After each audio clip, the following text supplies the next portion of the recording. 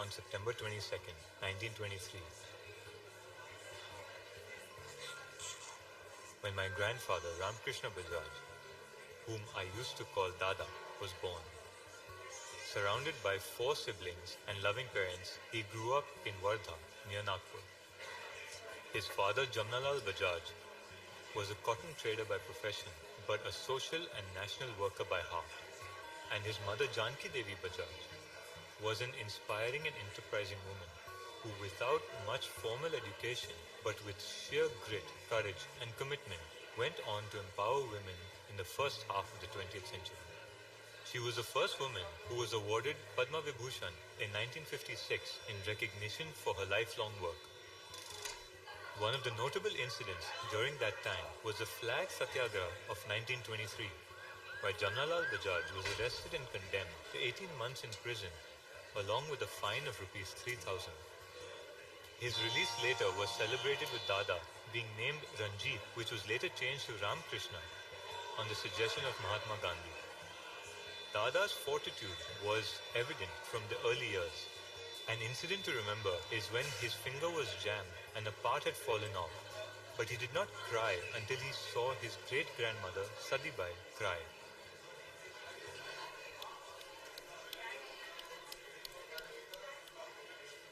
His early schooling began in Pupils' Own School in Pune in 1933, where Indira Nehru, daughter of Jawaharlal Nehru, and Chandralekha, daughter of Vijay Lakshmi Pandit, also studied. Indira Nehru celebrated Rakhi festival by tying Rakhi to Kamal Nayan Dada and Ramkrishna Dada. Jamnalal ji had penned down this notable incident in his diary. In 1936, Dada came back to Wardha, where he joined Marwari Vidyalaya, directly in 8th standard, with special permission from the Inspector of Schools. During that period, he often visited Gandhiji, as recalled by him in one of his diary entries. Dada recalls that this was the same time where he received his first lessons in social work, as he participated in cleanliness campaigns.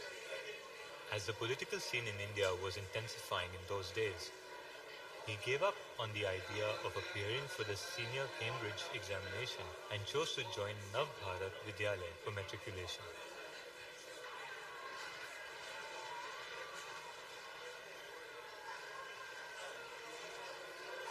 By the time the matriculation results came out, Dada was in jail. Nobody would have expected this to be the case in the present day. As he was released in December, he could not be admitted in college during that academic year as per university rules. He wrote to the Vice-Chancellor of Nagpur University in February 1942 to grant him admission at G.S. College of Commerce as a special case.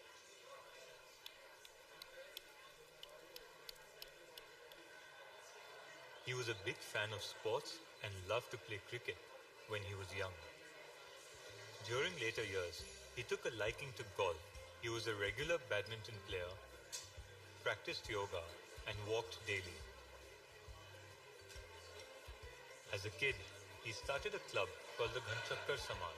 Its members were Abdul Ghaffar Khan, Chandrasekhar Dharmadhikari, Narayan Desai, and Narayan Jaju. The name itself has a story of its own.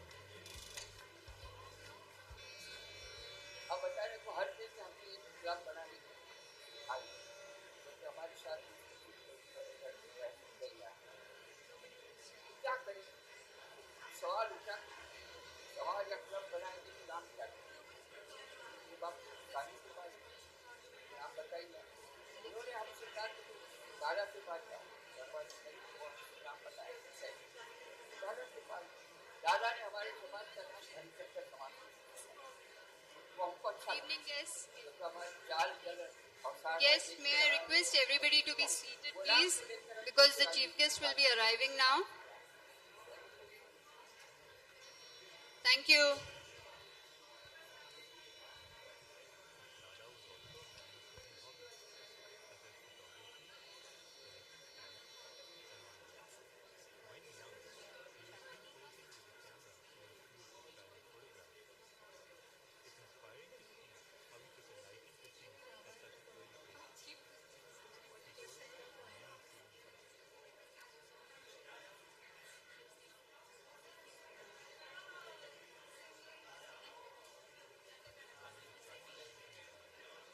was a period of satyagraha. He offered satyagraha at Gandhi Chowk. With his bedding on his shoulder and a charkha in his hand, he proceeded towards Delhi. Because he was a minor, he could not be arrested yet, so he continued to offer satyagraha till he was arrested. Even though he was in jail, he maintained a busy routine. He studied under Vinoba Bhave and Abaji Kulkarni during his time there and read over 120 books. His satyagraha arrest was well documented. A look at his routine in jail would attest to his vibrant spirit. From waking up at 5 in the morning to the end of the day, he engaged himself in a multitude of activity.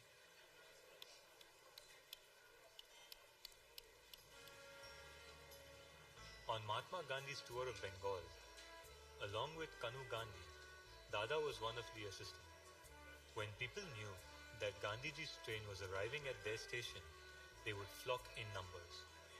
Gandhiji charged 5 rupees for his autograph, and Dada used to meticulously account for each paisa.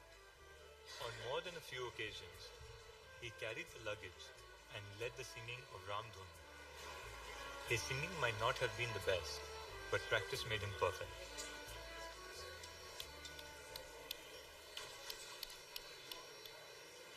No matter how busy he was with things, he maintained strong ties with his family. He held a strong bond with his mother Jankidevi Bajaj. Savitri Dadi, who was Kamalnayan Dada's wife, was one of his closest confidants. He married on 2nd May 1947 at the age of 24 to Vimla Podar. Dadi was an artist with a unique vision. She was a well-known sitar player.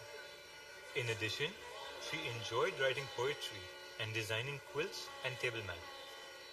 She had a huge collection of sculptures and pichwais, which are now displayed in the offices and in every family member's homes. Dada was a loving father of 3 kids, Shekhar Tauji, Madhu Tauji, and dad, Neeraj, who remember him as a loving and totally impartial father, spending quality time with them. The joint family was of utmost importance to him. He never differentiated between his 3 kids and his nephews Rahul and Shishir Bajaj. Recalling him, Rahul Tauji said, "He is the head of the Bajaj family and is not to be taken lightly. His fairness and objectivity is legend.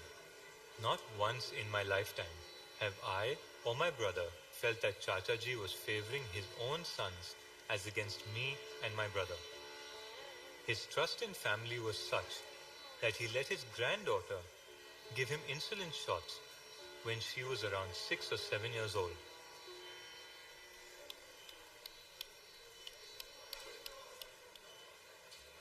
Dada and Dadi traveled extensively, covering over 50 countries across the world. On their visit to Japan, they visited the Nikon factory and tried the local cuisine like tempura. In America, he visited many cities like Washington DC, New York, and he even enjoyed the adventure rides in Disneyland. In the tour of Paramount Pictures, he got a chance to meet actors like Anthony Quinn and Sophia Loren on the set of Hella in Pink Tights. He visited Switzerland, where he was awed by the snow-capped mountains and enjoyed skiing down the majestic Alps. On his visit to Amboseli National Park, near Nairobi in Kenya, he was surprised to find vast grasslands, contrary to the jungles that he had imagined. He took several photographs of the native wildlife in Africa and in fact saved a young deer from 2 lionesses who were hunting it by shining the car's headlights on them. Despite the vast travels, his heart always belonged to Bombay.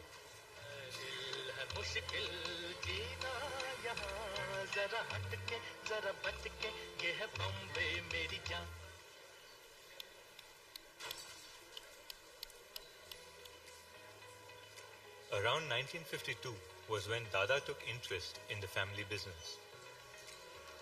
It was clear from the beginning that he was a staunch supporter of economic activity that extended beyond manufacturing and marketing.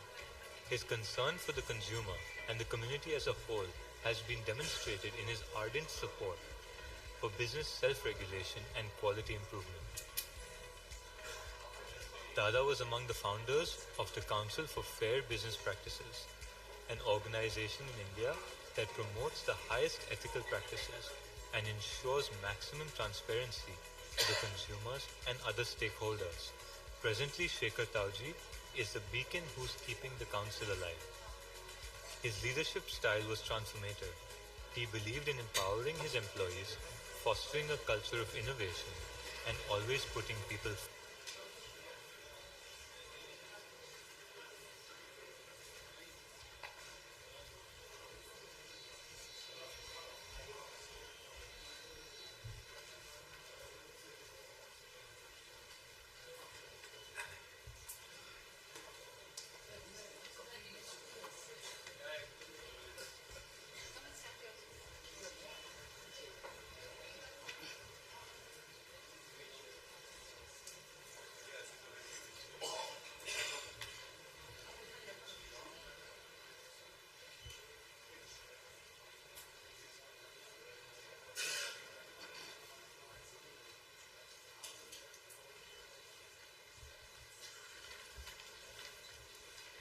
Namaste and good evening, friends who are present here and those watching online. I extend a very, very warm welcome to our respected Chief Guest, Honorable Dr. Justice Dhananjaya Y. Chandrachud, Chief Justice of India, Shekhar Bajaj, Chairman of the Board of Trustees of the Foundation, Kailash Satyarthi and Madhur Bajaj, Trustees of the Foundation, Dr. R.A. Mashelkar, Chairman of the Council of Advisors of the Foundation, Chairpersons Dhirubai Mehta, Dr. Anil Kakodkar, Anu Aga, Amit Chandra, Member of the Selection Committee, our awardees, Dr. Reji George and Dr. Lalita Reji, Dr. Ramalakshmi Datta, Sudha Varghese and Rahana Nabakumar and friends to the 45th Annual Jamnalal Bajaj Awards ceremony. Friends, Jamnalal Bajaj Awards are instituted to purely serve the ideals of Jamnalal Bajaj and to felicitate the Gandhian warriors who are committed to inclusive development and who have endlessly dedicated their lives for the betterment and progress of the marginalized communities of our country. This year is a special year for us as we celebrate a century of vision and legacy of Ramkrishna Bajaj, founder of the Jamnalal Bajaj Foundation. He was at the forefront of social change who set up the foundation on behalf of the family to fulfill the ideals for which Shri Jamnalal Bajaj had dedicated his life, thus giving a deeper meaning and value to the vision and objectives. We now begin the function and I invite Dhwani Pandya for the invocation.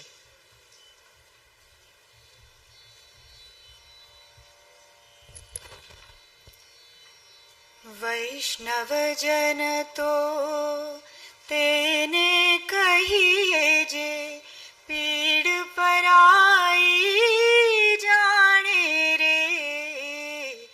वैष्णव जन तो तेने कहिए जे पीड़ पराई जाने रे।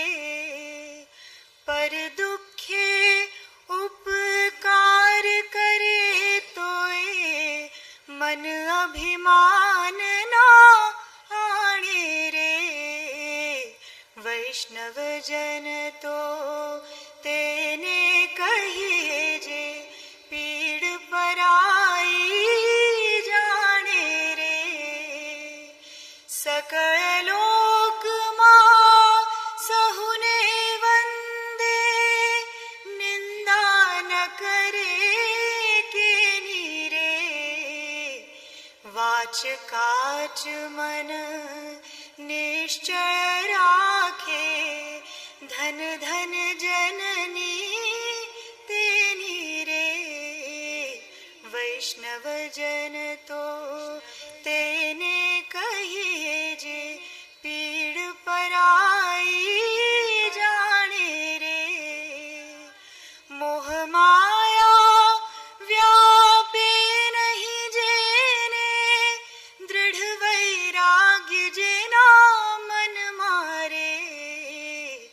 राम नाम शू ताड़ी लागे सकल तीरथ तेना तन मारे, वैष्णव जन तो तेने कहिए जे, पीड़ पराई जाने रे. Thank you.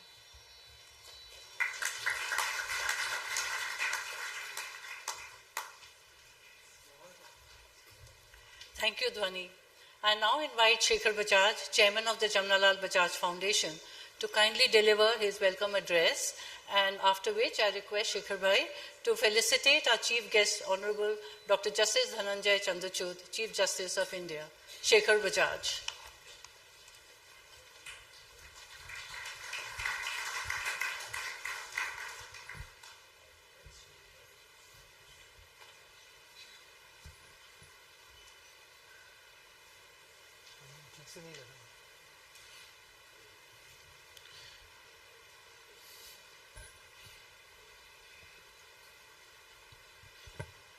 ठीक से ऑन नहीं हुआ, ठीक से नहीं दिख रहा.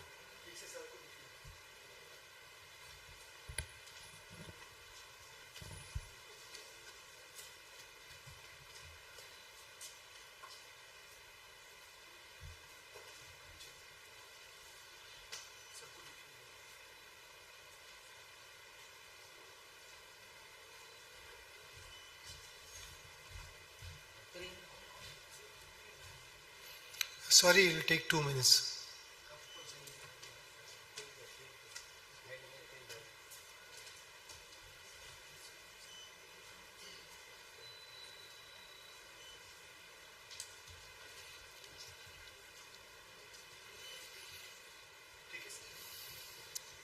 Namaste, our cherished guests.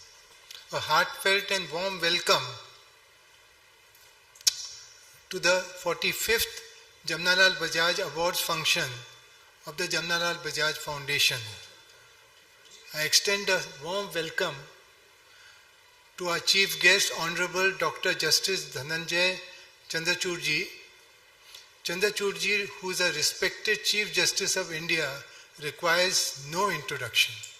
His advocacy was marked by championing causes such as right to privacy, the rights of HIV plus workers, and more. Serving as a judge of the Supreme Court of India, Justice Chandrachud ji has delivered seminal judgments addressing issues like the discrimination of homosexuality, the declaration of privacy as a fundamental right, and environmental law. His noteworthy judgment mandated the grant of permanent commissions to women in the armed forces. In his role as the chairperson of the E-Committee of the Supreme Court of India, Justice Chandrachud ji is at the forefront of leading a digital transformation of the judicial system, assuring access, transparency, and accountability. Since assuming the position of Chief Justice of India, he has spearheaded numerous reforms on both the administrative and judicial fronts. His initiatives aim to reduce structural barriers, making the justice system more inclusive and accessible, especially for marginalized communities. This year holds a special significance as we celebrate the centennial anniversary of my father, Ramkrishna Bajaj, the visionary behind the establishment of the Jamnalal Bajaj Foundation in 1977. Today I feel honored to share reflection on this remarkable occasion and on the enduring legacy of my father. In the tapestry of my earliest memories, my father emerges as a principled and soft-spoken man who embraced a life of simplicity. His values of forgiveness, equanimity, and a deep-rooted desire to do good for others not only shaped his role as a beloved head of the large Bajaj family, but also defined his legacy as an industrialist with a profound love for philanthropy. Born in Wardha and nurtured under the guiding light of Mahatma Gandhi and Vinoba Bhave, my father's journey was steeped in the ethos of Swadeshi Andolan. His participation in individual satyagraha and the leadership in various youth groups, including the All India Student Congress and the National Union of Students, showcased his early commitment to the ideals of simplicity and sacrifice. As a torchbearer of the Bajaj Group from 1952, my father emphasized ethics over profits and highlighted the integral connection between business goals and societal goals. His steadfast commitment to those led to the establishment of the Jamnalal Bajaj Foundation with a clear purpose to recognize those individuals in India and abroad who embody the principles of sacrifice and simple living set forth by Jamnalal ji and Gandhi ji. Today we also pay tribute to the commitment of my father, and after his passing away in 1994, Rahul Bajaj, who steered the foundation for 28 years. Continuing their legacy with the same dedication, I assumed the role of chairman with a great sense of responsibility, aspiring to follow in their illustrious footsteps.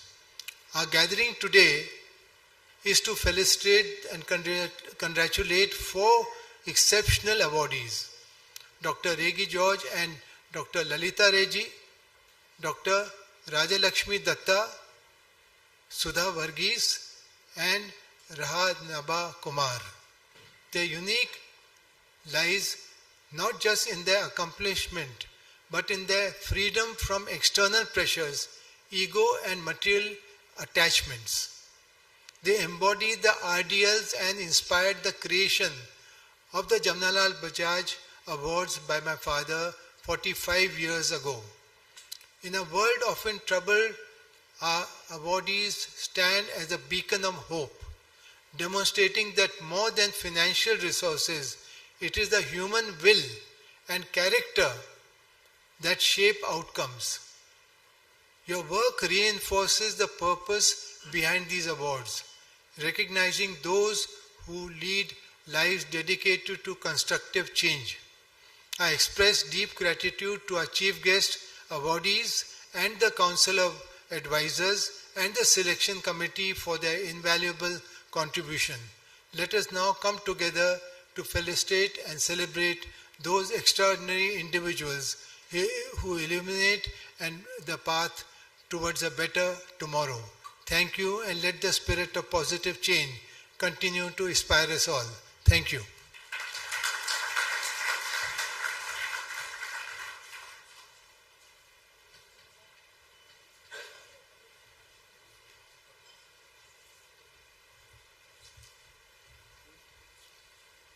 Now Shekhar Bhai will be felicitating our chief guest.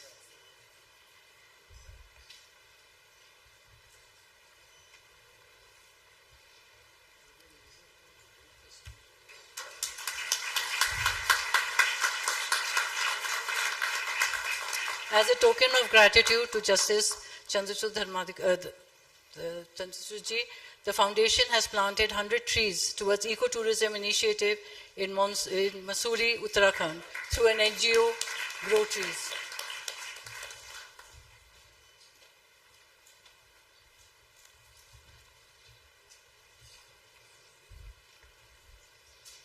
Thank you very much, Shekhar Bhai. The silent revolution happening for the development of rural India is truly tremendous and commendable. It is inspiring to see and perceive the selfless work done across India. Words are not enough.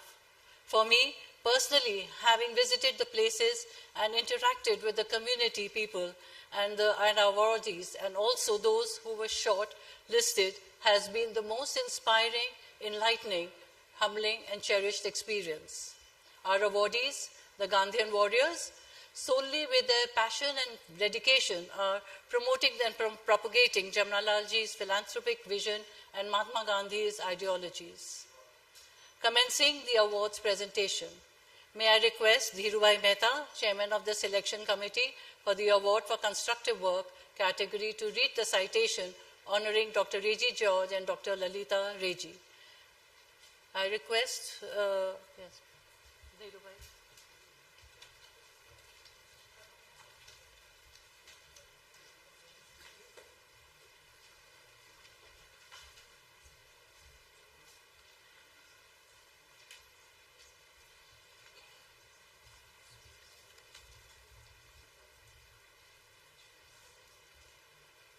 Jamnalal Bajaj पुरस्कार 2023 रत्नात्मकता के क्षेत्र में प्रशंसनीय योगदान के लिए doctor रेजी George और श्री ललिता जेजी के सम्मान के प्रशस्ति पत्र।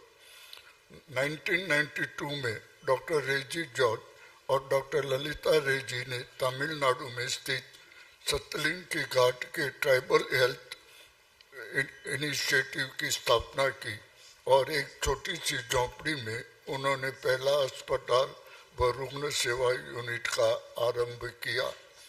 स्वास्थ्य के क्षेत्र में आत्मनिर्भरता हासिल करने के लिए स्थानीय जनजातीय लड़कियों और महिलाओं के स्वास्थ्य के कर्मी और सहायता बनाने के लिए प्रशिक्षित किया गया, जो सामाजिक विकास में सहयोगी की एक अहम भूमिका निभा रही है। डॉक्टरों की इस जोड़ी ने स्वास्थ्य को अर्थव्यवस्था, आहार और शिक्षा में जोड़ दिया है। इस उपक्रम में अंतर्गत उन्होंने जनजातीय कला और पुनर्जीवित की तथा जैविक किसान की सोसाइटी गठित की है, जो उस वनवासी समाज के समग्र सशक्तिकरण में सहायक रही है। लंबी अवधि के से चल रहे इस कार्य की बदौलत क्षेत्र में वनवासी समाज आत्मनिर्भरता की तरह राह पर है, जो स्थायी विकास के गांधीवादी सिद्धांतों के अनुरूप है। जमनालाल बजाज फाउंडेशन रत्नात्मक कार्य के क्षेत्र में प्रशंसनीय योगदान के लिए डॉक्टर रेजी जॉर्ज और डॉक्टर ललिता रेजी के सम्मानित प्रशस्ति पत्र और जमनालाल बजाज पुरस्कार प्रदान करते हुए गौरव का अनुभव करते हैं।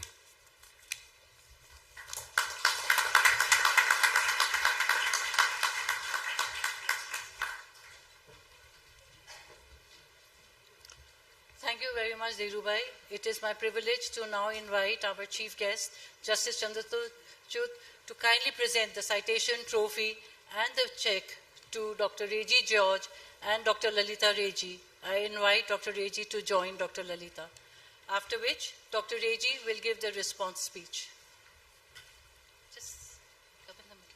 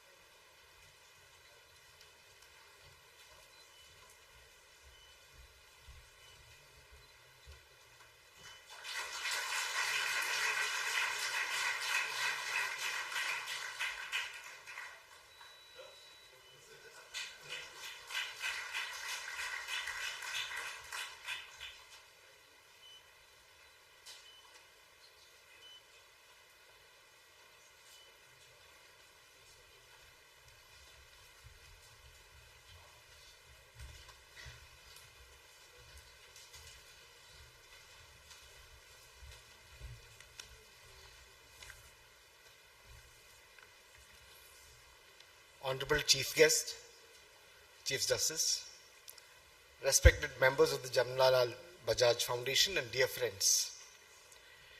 We are deeply humbled and honored to receive this most prestigious award. We thank the Jamnalal Bajaj Foundation on behalf of the people of Sitlingi with whom we work. It is the recognition of a tumultuous journey where we stumbled and fell many times, but persisted to experiment a unique vision for the medical community on what doctors could do if they wanted to. We started our work in Gandhigram near Madurai after our studies, and during our routine clinical work realized that sickness work is vastly different from health work. Working with empowering communities was an idea we picked up in Gandhigram. The idea of people taking control of their lives and Gram Swaraj. We searched and found an isolated tribal area in the Sithalingi Valley in Tamil Nadu and started working with Adivasis who lived there.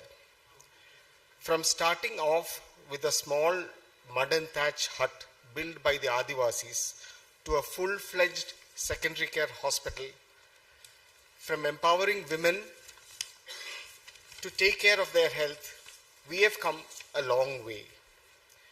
We sat down with the community and extended our work to include organic farming collective of 700 farmers, a women entrepreneurship group with 485 women, and a Porgai Artisans Association of 70 artisans.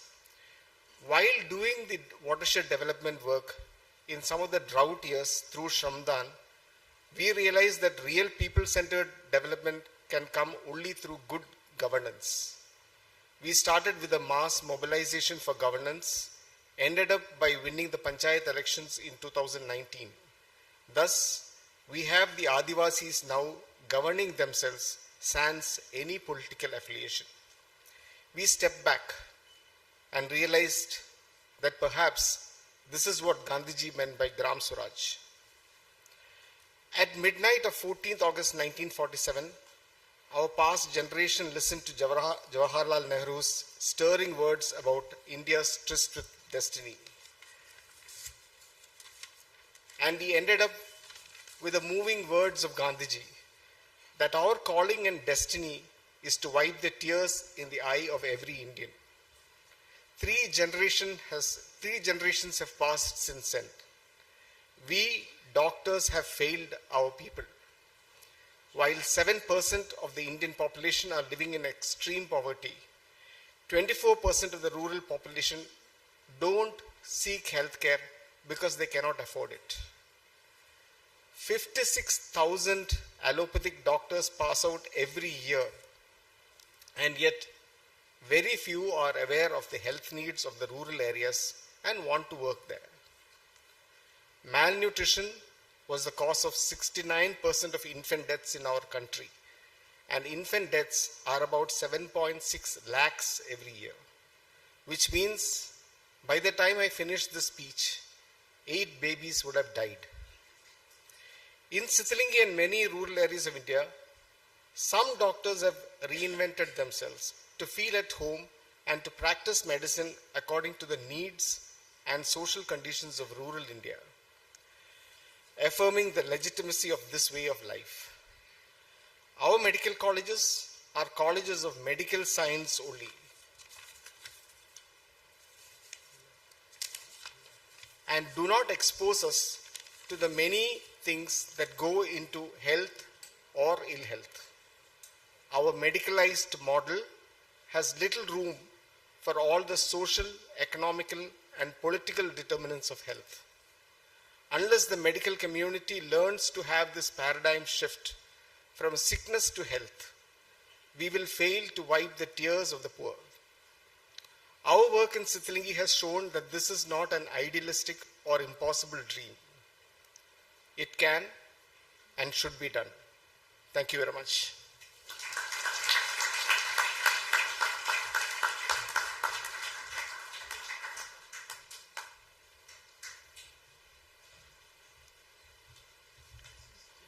During our visit, we saw a thriving, vibrant, rural community which is on the path of self-sufficiency. It was really inspiring. Thank you very much. I now invite Dr. Anil Kakodkar, Chairman of the Selection Committee for the Award for Application of Science and Technology for Rural Development, to kindly read the citation in honor of Dr. Ramalakshmi Datta.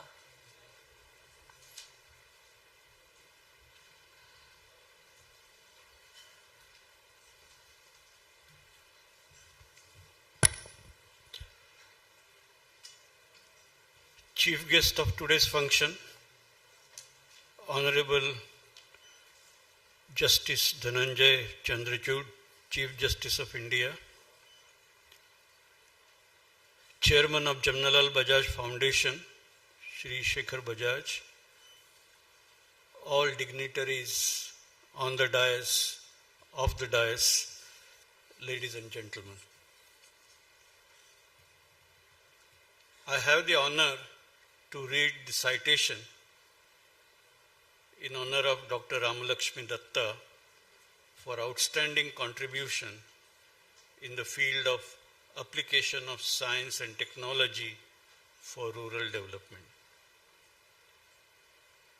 Dr. Ramalakshmi Datta, a committed scientist, community mobilizer, and a self-motivator, has taken the application research in biotechnology to the Sundarbans for rural development. She strives to demystify the intricacies of biotechnology, particularly tissue culture, with the participation and involvement of village girls and women.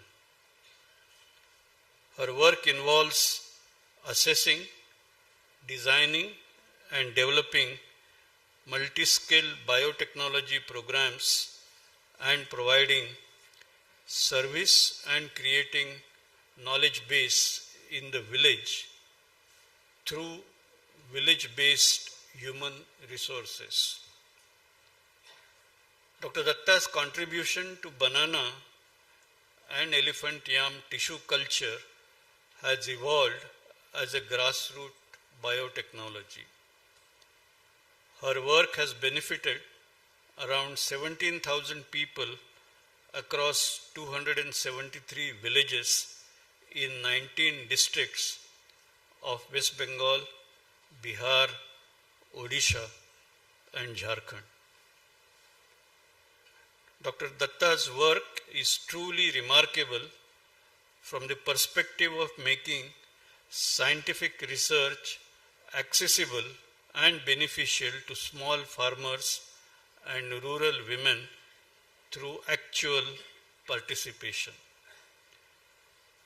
Jamnalal Bajaj Foundation feels honored to present this citation and the Jamnalal Bajaj Award for the outstanding contribution in the field of application of science and technology for rural development to Dr.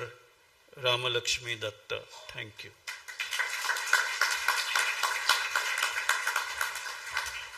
Thank you, Dr. Kakurkar. I invite our Chief Guest, Honorable Chief Justice of India, to present the citation, trophy and prize check to Dr. Ramalakshmi Datta of West Bengal. After which, Dr. Datta will share a few words.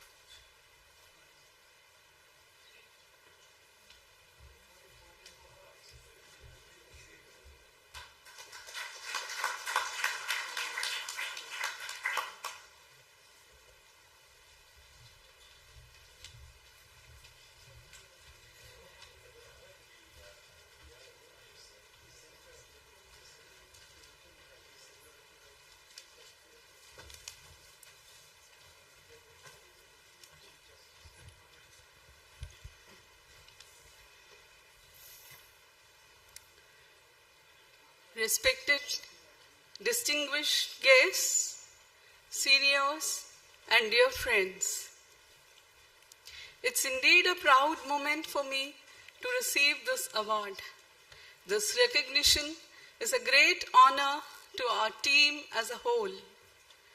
I'm grateful to the honorable persons who had nominated me and to the esteemed foundation for selecting me for this award. My gratitude is due to our mother institution, Shri Ramakrishna Ashram Nimpet, Swami Sadanandaji in particular, my family, my teachers, friends, teammates, various funding agencies and their experts for their continuous support and guidance for making this journey possible. My ideas regarding reaching the people at the grassroots has been strengthened and nourished by the ideals followed by my husband, Dr. B.K. Datta. We are a husband and wife team working with a mission to reach the people in the remote areas in Sundarbans and other eastern parts of our country with relevant S&T interventions. The area of work has been agribiotic and its application for the rural community. The challenge was to simplify and demonstrate the relevant agribiotic technologies. We did it for plant tissue culture and made the rural girls realize that they can use it for the benefit of the whole community. I remember today Bonna Datta, who was the first girl to join our lab. She could not pursue her studies after the school certificate exam.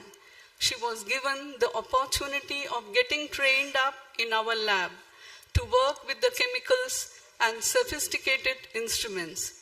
She became an example for few others in the village.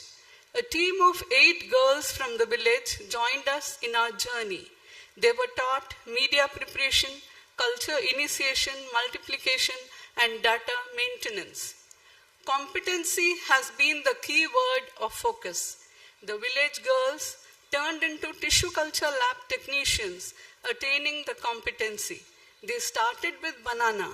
Now they are able to standardize protocols for different crops as the farmers in the region demand. The concept of plants being grown inside the closed bottles was quite a new thing for the people in this region. It needed a demo to show that the banana plantlets growing in the bottles were like the banana plants that grew in their backyard. For this process, training was required for nurturing or hardening of the bottle plantlets. A group of village women were trained on nurturing these plantlets and they took up this work. And finally, the benefit reached around 10,000 farmers. The technology delivery at the doorstep of the farmers needed a network or a band of trained rural youth from the target area working on our identified climate-resilient green technologies. They have analyzed around 1.39 lakh soil samples in our soil testing lab, and soil health cards have been issued to the farmers. For reaching the grassroots in various parts of West Bengal and other eastern states, we took up the work of contacting and networking the community-based organizations in this region with the support of Seed Division, DST, Government of India. 54 organizations working in 67 villages have been brought into this network. We aim to build up a strong network of selected, competent, dedicated CBOs and develop a platform to work for the betterment of the community in a sustainable manner that will bring a sea change in the area of application of science and technology for rural development. Finally, I would like to quote what I try to follow completely. Try to bring out the best in yourself as well as in others. The future depends on what you do today. Try to be the best, whatever you are, wherever you are. Thank you.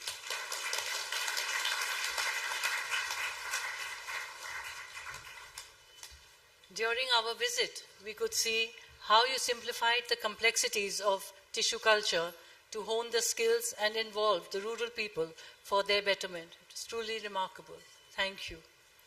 Jankidevi Bajaj, the first Indian woman to receive the Padma Vibhushan in 1956, is the wife and spiritual partner of Jamnalal Bajaj, who adopted simplicity and continued to take forward his heritage.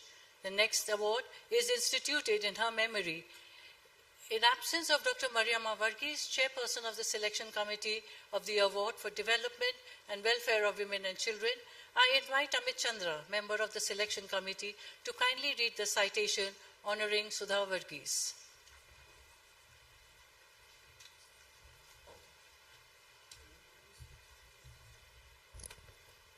Thank you, Minal. Honorable Chief Justice of India, dignitaries on and off the dais. I'm a little nervous. This is a fanboy moment for me. I'm familiar with the Musahar community. I've done work with them for over a decade, and therefore it's actually a distinct honor to be reading this citation in honor of Sudha Varghese ji for outstanding contribution in the field of development and welfare of women and children. Sudha Varghese ji is a champion of Gandhian philosophy and social transformation. She's a living embodiment of Gandhian principles of service, empowerment, and self-reliance. The core of her work to uplift the Musahar community for self-reliance revolves around education and empowerment. Her NGO, Nari Gunjan, has provided education to over 40,000 children and has engaged Musahar youth in sports, thus directing their energy away from negative influences. Sudha Varghese ji paved the way for women to rise above their traditional roles, from being landless laborers to proud landowners and pioneers in unconventional fields, such as creating the first all-women music band in Bihar and facilitating the entry of the first women-driven auto rickshaw driver in the region. She has consistently raised her voice against injustice and atrocities targeting women, children, and socially marginalized groups. Her journey of 6 decades has been a proud testament to the transformative power of Gandhian ideals in shaping lives and communities of those most deprived.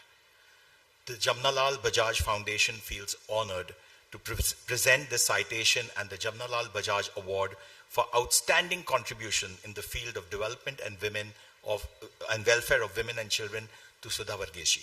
Thank you.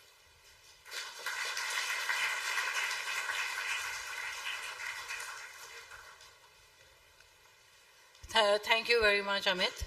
I am privileged to once again invite our respected chief guest to kindly present the citation, trophy, and prize check to Sudha Varghese of Bihar.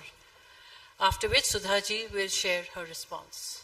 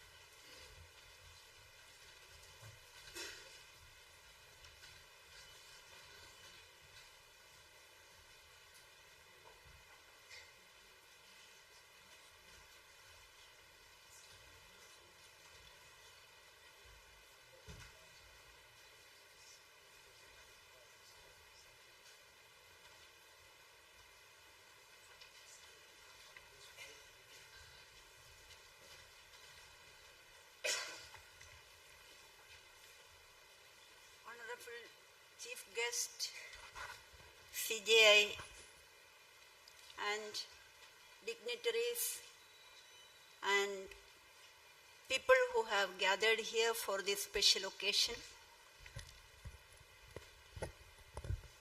Today is a very special and privileged occasion to speak about the work, speak about the people, and particularly women and children. The Musahar community,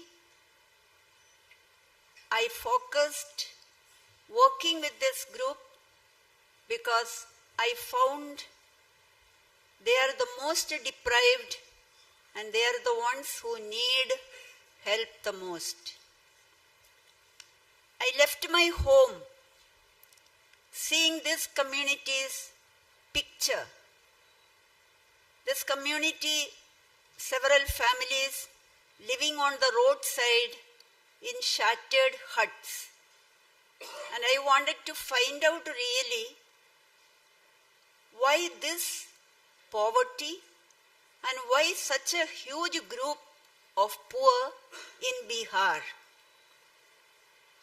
I also asked myself, what can I do for them? So, indeed it was a challenge to come across a community deprived of all the parameters of growth, progress and development. They were landless, illiterate, untouchables. They found themselves living in shanty huts. We started working with this community called Musahars because they hunt rats and they eat rats. We started working with them in 1987. First we targeted children who could be in the school. They could not go to school. They did not like going to school because they would never get treatment like all the other children. They'll be asked to go and sit at the back, sit on the floor. No one will call them by their name. So they never liked to going to school. We started an education program for the adolescent girls who were usually married off when they are 11 or 12. That meant no further education for them. These girls were interested in education and some of them were able to go ahead. We concentrated on the women and oriented them for educating their children and also to learn the habit of saving. This community never was able to save anything because there wasn't enough to save, but even when there is little left, they will spend all that the same day. We helped them to open their bank accounts. Through women's groups, we identified the violence and atrocities meted out on Dalit women as a whole. Gradually, women learned to resist the violence and raised their voice, demanding justice for themselves and their sisters and daughters. I spent 21 years living in one of their huts. During that time, I found out that women did not know that rape is a crime. And I had the opportunity of joining them to the police station very reluctantly and getting the first rape case registered. The police was not ready and they questioned me, how can anyone rape a girl who is dressed so dirtily? But I insisted either they would write this, what they said, even they would write and give it to me, or they would register the case. Finally, we got the case registered, but they would never go after the accused to arrest him. So my community suffered a lot. Fear. They would come and attack my people. So many families decided to move out from there. Finally, we had to do a roadblock with 500 women. First time in their life they came out on the roads demanding justice. And that way the police arrested the culprit. So we have a lot of experiences, and women were gradually showing they were willing to raise their voice and demand their rights and entitlements. Today, they will go to the police station by themselves to register a case. If there is problem with the police, then they will ask for help. One of the biggest livelihood engagement our women have taken upon themselves is the agriculture. It's almost like a blatant contradiction. Women belonging to a totally landless community, taking land on lease and cultivating it very successfully. We have, from 2016 up to now, we have more than 3,500 women doing agriculture on leased land. About 10 or 12 women have bought some land of their own from the profits they made of their onion cultivation. And today they are telling me, Didi, abhi hamare bachche bhook se nahi rote hai. This is very heartening to hear from my women.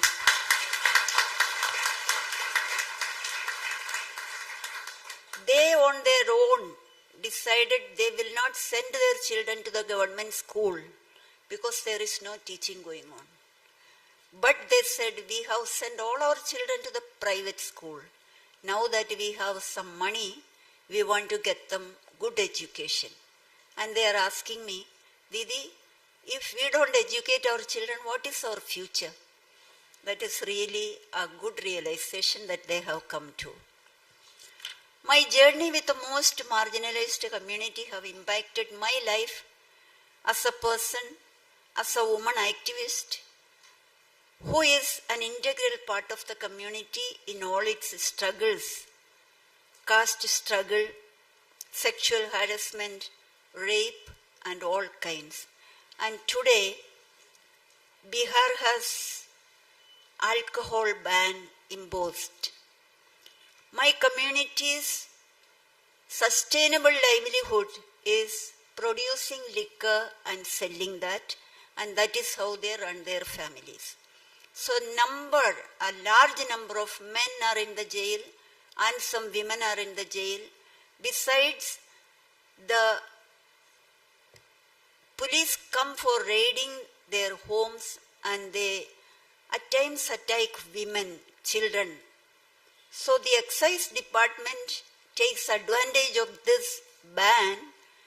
So I had to meet the minister and say that conducting raid is your power and your right, but don't conduct raids hurting my people with a sword and iron rods. So finally the minister understood what is happening. He was not aware that the police was using illegal means. So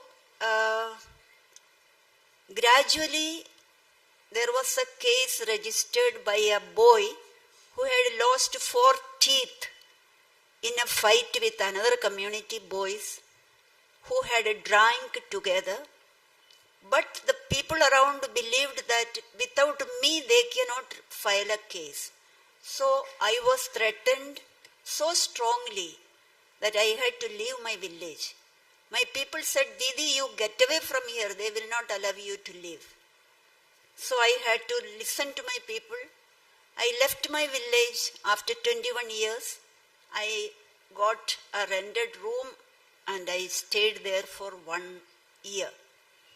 After that, I came back to the village, but then I got from the government, I was given a building to conduct residential hostel plus school for the community girls. So I am living with the community girls, 150 of them. I have 2 hostels, special school, given by the government, supported by the government. So their education is going on. And I am giving them skills in karate, yoga, music and sports. I have 20 girls who have passed class 12 and they have learned 4-wheeler driving now and they are ready. So my goal is to get a government job for every family. Then they will be able to get into the mainstream and live like a normal citizen of this country. I must say, my struggle with these people, I have lived many a lives and I have died many a deaths. But I am very happy. Being with these people, this community has given meaning to my life, and I am willing to say yes to any type of struggle, challenge, and that is giving me the feeling of fulfillment. Thank you.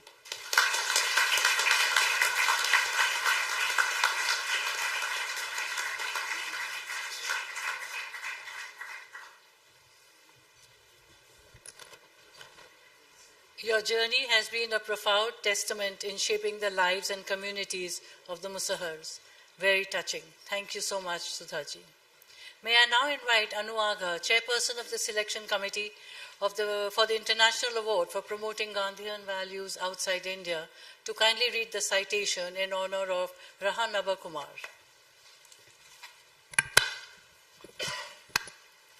Rahanaba Kumar, following the path and teachings of Mahatma Gandhi, draws inspiration from qualities of selflessness, adherence to peace, and the freedom movement. In a world often marked by turmoil and discord, he strives to follow and propagate the values of compassion, empathy, and social justice through all his deeds. Forming small groups of poor people, training them in different skills, creating awareness of human and women rights, providing support for education, ensuring safe drinking water and sanitation facilities, agricultural activities, helped create accessibility in the community. Rahanaba Kumar's contribution has attracted more than 2,000 volunteers and resulted in 50 districts commemorating Mahatma Gandhi's anniversaries every year in Bangladesh. The Gandhi Memorial Museum, initiated by Rahanaba Kumar, is claimed to be the first and only recognized Gandhi museum in Bangladesh. It is laudable that he continues to work in Noakhali to revive Gandhiji's thoughts and to apply the constructive work program with people's participation for their benefit. The Jamnalal Bajaj Foundation feels honored to present this citation and the Jamnalal Bajaj Award for the outstanding contribution in the field of promoting Gandhian values outside India to Rahanaba Kumar. Thank you very much, Anu. I invite Justice Chandrachud to kindly present the citation, trophy and prize check to Rahanaba Kumar of Bangladesh.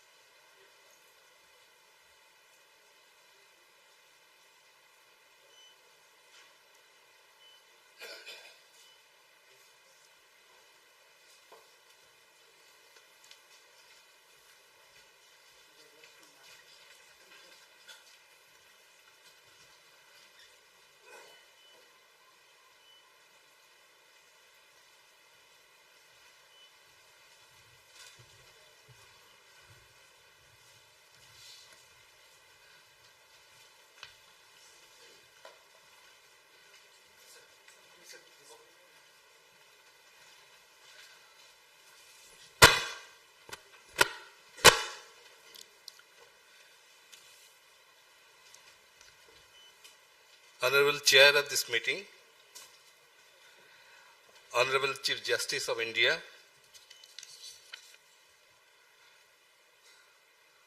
Dr. Justice Y. Chandrachud ji, Mr. Shekhar Bajaj, Chairman Jamnalal Bajaj Foundation, Honorable Mr. Madhur Bajaj, Trustee Jamnalal Bajaj Foundation, Master of the Ceremony MS Meenal Bajaj, Honorable Director Jamnalal Bajaj Foundation, Shubhangi Karmokar, who continuously communicated with me, and all the members of Jamnalal Bajaj family, excellencies, dignitaries, ladies and gentlemen, and the audience here today, my regards and heartiest thanks to you all. It is a great honor for me to be here today to receive the most prestigious award of the world, the Jamnalal Bajaj Award, for the practitioner who is working to promote Gandhi ideology in India and outside India.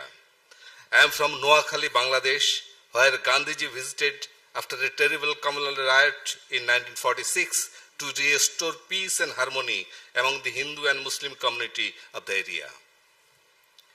I am very much delighted and excited that the world-famous Jamnalal Bajaj Foundation selected me for this prestigious award. I want to thank the panel of juries and selection committee, as well as I want to thank Dr. Girish Kulkarni, founder of Snehaloya of Ahmednagar, who proposed my name for this award. I am thankful to my colleagues in Bangladesh who worked with me to make the mission a success. I think this is the right time, right place. I should thank someone who left all her luxurious life for me and who supported me all last 35 years to work at Gandhi Ashram. That is my wife, Tondra Bura, is sitting there.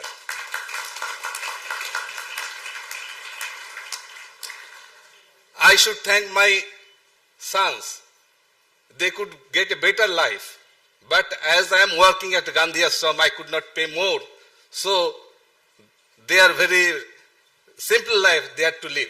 So I should also thank to my sons here, those are sitting in the audience. About 30 years back, I joined the Gandhi Ashram. Gandhian likes Shri Charu Chaudhary, Shri Vishwaranjan Sen, Reddipalli Satyanarayan, Srimati Jhanadhara Chaudhary, who received this award in 1998, inspired me on Gandhi and his works. And from then, I am working to promote Gandhi ideology in Bangladesh. Initially, my journey was not so pleasant. Sometimes it was life-threatening. I had to cross so many obstacles, but finally, community people choose me as their friend. Once those who created obstacles for me, now they come to support us in all sorts of programs. Now if you go to any village of Noakhali, they will and ask about Gandhi Ashram, obviously they will say that it is our organization. So this change has been come to the community people of Noakhali and other parts of Bangladesh. But still long way to go for the sustainability of our activities. I have a plan to establish an educational institution where people will receive higher education on Gandhian studies, peace, non-violence, etc. I have a plan to establish a hospital for the most disadvantaged people, and there will be a unit for naturopathy treatment. At the same time, the community service needs to continue so that poor and marginalized people can get better service and can establish their rights and title and can live with dignity and peacefully. The honor you give me today could easily go to so many organizations or were the individuals who struggle in their own society. But clearly you have made a choice to recognize me. I am grateful for that. My pranam to all the senior citizens here and my love and best wishes to all others. Thank you. Joy Jagat, Joy Bangla, Joy Hind.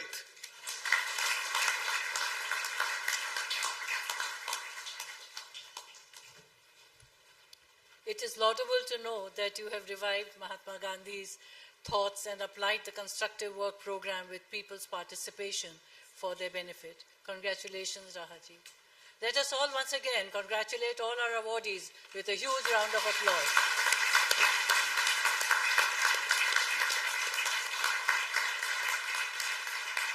It is my privilege to now invite Nobel Peace Laureate Kailash Satyarthi, trustee of the Foundation, to share his thoughts with us. Kailash Satyarthi.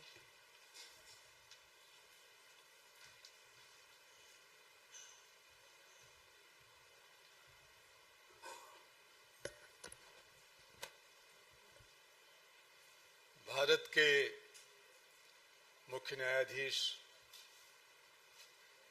माननीय चंद्रचूड़ जी, आपकी उपस्थिति न केवल इस सभागार में बल्कि सर्वोच्च न्यायालय में और हमारे महान भारत देश में इस बात का एहसास दिलाती है, आस्था और भरोसा जगाती है कि न्याय सर्वोपरि है, न्याय ईश्वरत्व है, न्याय सत्य है और न्याय की जीत सुनिश्चित है।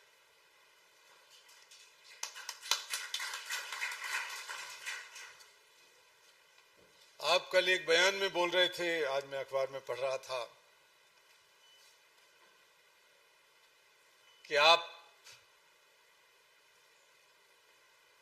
संविधान और कानून की सेवा कर रहे हैं। ये आपकी विनम्रता है,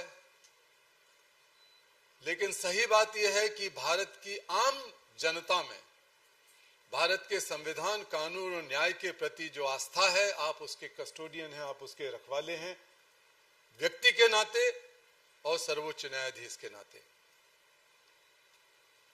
हम गौरवान्वित हैं कि आप यहां मौजूद हैं, जमनालाल बजाज ट्रस्ट की तरफ से भी। मैं जब हमारी बहनों और बांग्लादेशी भाई की बात सुन रहा था तो कहीं महसूस कर रहा था कि गांधी मरे नहीं हैं, गांधी को कोई मार नहीं सकता। जहां सत्य की बात है, जहां समाज के अंतिम आदमी के चेहरे पर मुस्कान लाने की बात है, जहां शांति की आकांक्षा है, जहां प्रेम है, करुणा है, वहां गांधी जिंदा है और गांधी जिंदा रहे।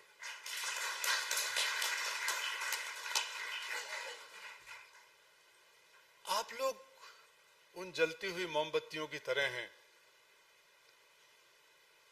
आप जानते हैं कि अगर अंधेरे में कोई पूरी पीढ़ी जन्म ले ले, अंधेरे में जीने के लिए अभिशप्त हो, भले ही हजारों साल का अंधेरा हो, लाखों साल का कितना ही घना अंधेरा हो, लेकिन एक छोटी सी मोमबत्ती उस अंधेरे को न केवल चीर के खत्म कर सकती है, बल्कि आगे आने वाली पीढ़ियों को एहसास दिला सकती है कि एक दिन सूरज का उदय होगा। आप वो जलती हुई मोमबत्ती हैं जो सेल्फ एविडेंट हैं, जो सेल्फ प्रूवन है, क्योंकि उनमें रोशनी है, उनमें आग है।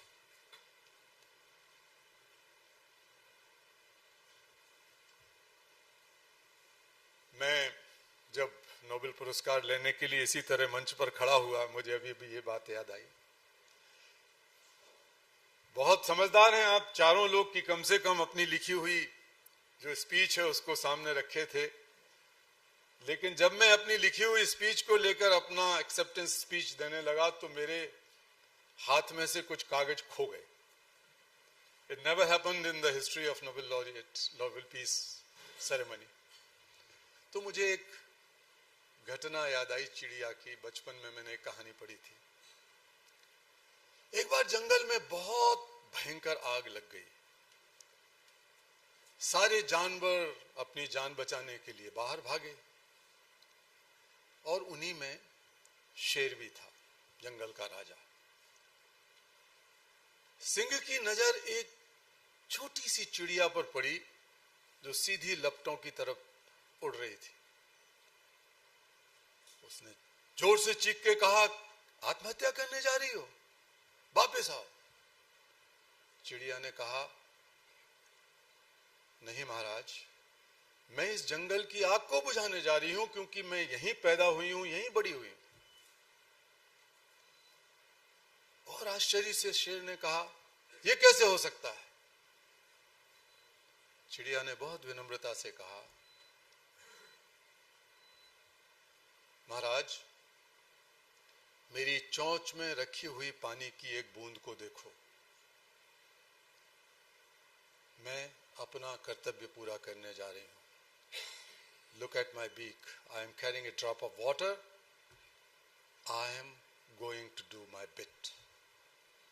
She said. Rest is the legend.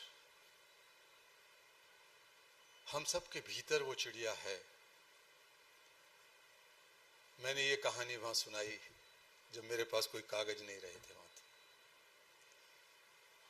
जब भी हम अत्याचार के खिलाफ, अन्याय के खिलाफ, बुराई के खिलाफ भीतर से तड़फते हैं, जब हम किसी की मदद करने के लिए भीतर से तड़फते हैं, तो ये हमारे भीतर की वही चिड़िया है जिसको हम दबा के चुप कर देते हैं, क्योंकि बहुत सारे शिष्टाचार हैं, बहुत सारी मजबूरियां हैं, बहुत सारे दबाव हैं हमारे एनवायरनमेंट में। हमारी ये बहनें, हमारे भाई उस चिड़िया को जगा रहे हैं, जिंदा रखे हुए। हमारी संस्कृति के आधारों में या हमारे आध्यात्मिक बुनियाद में 3 चीजें हैं, ज्ञान, कर्म और उपासना।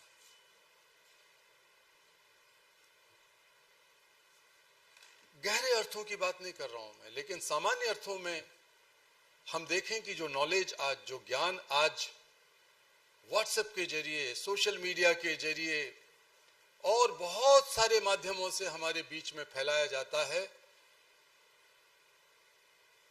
उस ज्ञान में, उस नॉलेज, वो नॉलेज तो नहीं कहना चाहिए, वो तो इंफॉर्मेशन है, लेकिन हमारे भीतर वो बस जाता है, जिसमें घृणा है, जिसमें तिरस्कार है, जिसमें एक दूसरे की खिलाफत है, बिखराव है, बहुत सारी चीजें हैं। So let us think that how we are going to take a further step when we are dealing with the knowledge. एक तो knowledge, पहले तो जो सबसे बड़ी ताकत है उसको डेमोक्रेटाइज करना जरूरी है। साइंस को, टेक्नोलॉजी को, नॉलेज को, उसका लोकतंत्रीकरण हो ताकि उसके माध्यम से पावर का, ताकत का विकेंद्रीकरण हो सके, ज्ञान का विकेंद्रीकरण या ज्ञान का लोकतांत्रिकरण। लेकिन साथ साथ ये भी जरूरी है कि वह ज्ञान उन मूल्यों पर आधारित हो जो हमें इंसान बनाते हैं। वेद में हमारे यहाँ कहा, मनुर्भव, मनुष्य बनो। बाद में बनते रहना हिंदू मुसलमान, बाद में बनते रहना भारतीय, पाकिस्तानी, अफ्रीकी, अमेरिकी, पहले मनुर्भव। दूसरी है कर्म। हमारे कर्म किससे प्रेरित हों? अभी जब मैं आ रहा था तो मुझे मधुर भाई ने और उससे पहले हमारे डॉक्टर माशेलकर जी ने मुझे याद दिलाई एक बात जो मैं बार बार अभी कह रहा हूं, कि अगर दुनिया में एक मॉरल कंपास की कमी हो रही है, दुनिया में अगर कहीं एक मॉरल सेंस ऑफ अकाउंटेबिलिटी की कमी हो रही है, तो उसके पीछे ऐसा लग रहा है कि जो एक बहुत बुनियादी बात, बुनियादी मूल्य और जो हमारे सबके भीतर रची बसी चीज है, वो सिकुड़ रही है कहीं। And that is our compassion is shrinking. अभी जो भजन गाया, कितना सुंदर भजन था, वैष्णव जन तो तैने कहिए जो पीड़ पड़ाई जाने रे, और पर दुखे उपकार करे तो मन अभिमान न आने रे। ये करुणा या कंपैशन की सबसे सटीक परिभाषा है जो गांधी जी का सबसे प्रिय भजन है। When you feel the suffering of others as your own suffering, when you feel the problems of others as your own problem, with a deeper drive to take action to alleviate that suffering or to solve that problem is compassion. सरल भाषा में किसी के समस्या को स्वार्थ रहित होकर गहराई से अपनी समस्या मानकर उसे दूर करने का उपक्रम करुणा है। हमारे कर्म काहे से प्रेरित हैं? स्वार्थ से प्रेरित हैं, लोभ से प्रेरित हैं, घृणा से प्रेरित हैं, या उपासना की तरफ जाने से पहले हमारे कर्म करुणा से प्रेरित हैं? और तीसरी और आखिरी चीज उपासना। उपासना मनुष्य मात्र में, प्रकृति की प्रत्येक वस्तु में ईश्वर के दर्शन करना और उसके नजदीक जाना, उससे प्यार करना, उसका सम्मान करना, उसकी रक्षा करना, हर भेदभाव से ऊपर उठकर, वही तो उपासना है।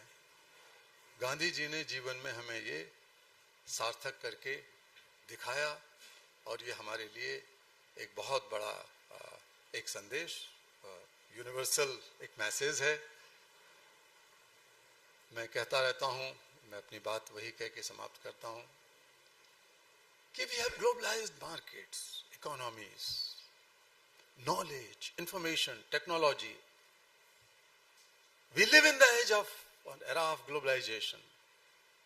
And we are proud of it because we have attained so many milestones. But dear friends, sisters and brothers, this is the time to globalize compassion. And if India will not lead, who will lead? If the land of Buddha and Mahavir and Gandhi and Rama and Krishna and Guru Nanak Dev and so many awliyas and fakir, if we are the land of those people and if we are not going to lead the new era of globalization of compassion, who else will do? It should start now. 100 and more years ago, psychologists and social scientists have evolved the theory of IQ, intelligence quotient, कि हमारी बुद्धि को हम देखें, नापें. And then few decades ago, it has gone to a new level, जिसमें EQ बना, emotion quotient. लेकिन क्या हम हमारे भीतर जो बसी हुई करुणा है, जो माँ और बेटे के रिश्ते में है, जो भाई भाई के रिश्ते में है, बहन बहन के रिश्ते में है, मैं जानता हूं कि आदरणीय चंद्रचूड़ जी का परिवार अपने बच्चों के साथ जिस रिश्ते के साथ इतनी गहराई से जीता है, और हम सब अपने अपने बच्चों के साथ किसी न किसी रूप में जीते हैं, that is innate power of compassion. When we feel suffering of our own people, लेकिन उसको दायरे को बढ़ाया जा सकता है, और हम लोग अब एक CQ की बात शुरू कर दिए हैं. मधुर भाई कह रहे थे कि CQ की बात करो, compassion quotient. So we started ideating on the new idea of compassion quotient. हम सब लोग जिस देश के रहने वाले हैं, हमें गर्व के साथ कहना चाहिए कि भले ही भारत 100 समस्याओं की धरती हो, है भी, लेकिन ये भारत माता 1 अरब से ज्यादा समाधानों की भी माता है, और ये गर्व हम सबको होना चाहिए कि यहां बैठे हुए हम सबके भीतर एक एक समाधान भरा पड़ा है. जब नोबेल प्राइज की बात हो रही थी, वहां तो राहुल भाई हमारे साथ थे, राहुल बजाज जी हमारे परिवार के एक हिस्से की तरह, या हम उनके परिवार के हिस्से की तरह थे. वहां उनके सामने नोबेल कमेटी के प्रेसिडेंट ने कहा, हम सब लोग बैठे थे जब बाद में भोजन पर, तो उन्होंने कहा कि Kailash has done so many things, बहुत सारे काम कैलाश सत्यार्थी ने किए, लेकिन नोबेल कमेटी के हेड ने कहा कि भारत के बहुत सारे संवैधानिक मूल्य और मान्यताएं, भारत की spirit of India's constitution and many laws, बहुत सारे कानून जो सबसे पीछे धकेले गए शोषित बच्चों के लिए थे, गुलाम बनाए गए बच्चों के लिए थे, उन कानूनों और संवैधानिक मूल्यों की जो कहीं सोए पड़े थे, he said dormant laws and the constitutional provisions, उनको कैलाश सत्यार्थी ने निकाल के बाहर लाया. तो हमारी जर्नी में हमको बहुत नज़दीकी से देखने को मिला है। आइए हम सब मिलकर जो हमारे अंदर कहीं गांधी जिंदा है, विचार के रूप में, मूल्य के रूप में, जीवन के रूप में, उस गांधी को पुनर्जागृत करें।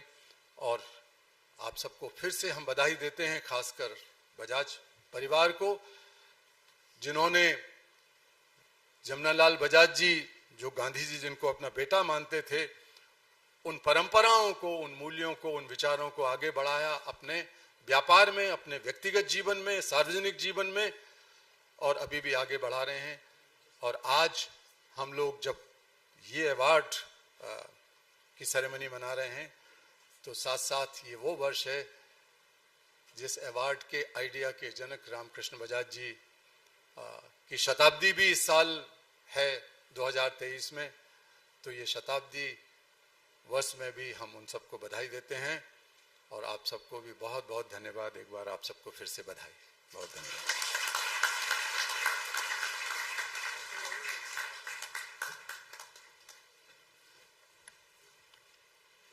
Thank you, Kailash ji. We draw inspiration from your compassion and commitment. May I now invite Dr. R.A. Mashelkar, Chairman, Council of Advisors of the Foundation, to kindly address the gathering. Dr. Mashelkar. Our revered Chief Guest, Dr. Chief Justice Dhananjaya Chandrachud ji, our beloved Chairman, Shekharji Bajaj, distinguished members of the Bajaj family, eminent jury members, eminent trustees, proud awardees, honored guests, ladies and gentlemen. I wish to extend a very warm welcome to you all, and especially welcome and thank our honorable chief guest for gracing this very, very special evening of celebration of Gandhian warriors, as we call them. Just a few days ago, the Vice President of India said the following about you, sir, and I quote, Chief Justice D.Y. Chandrachud is in mission mode to secure, particularly for the marginalized sections, availability of legal aid and access to justice with ease. And you just heard Sudha Varghese describing the pain of the Musahar village of those adolescent girls. You can see how important this is.